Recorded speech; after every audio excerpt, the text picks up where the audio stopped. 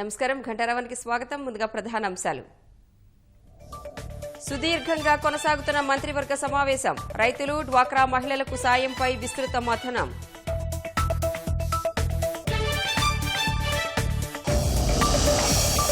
పింఛన్ల రెట్టింపును తప్పుదోవ పట్టించేందుకు వైకాపా యత్నం. అవినీతి ఆరోపణలను ఎవరూ నమ్మబోరన్న సీఎం.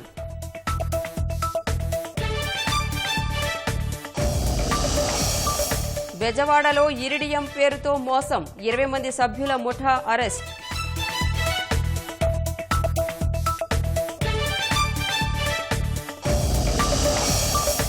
కేంద్రం నిధులతోనే పోలవరం నిర్మాణం.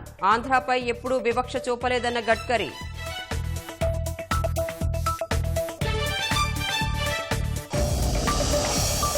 సిద్ధగంగ మఠాధిపతి శివకుమారస్వామి శివైక్యం. రేపు సాయంత్రం అంత్యక్రియలకు ఏర్పాట్లు.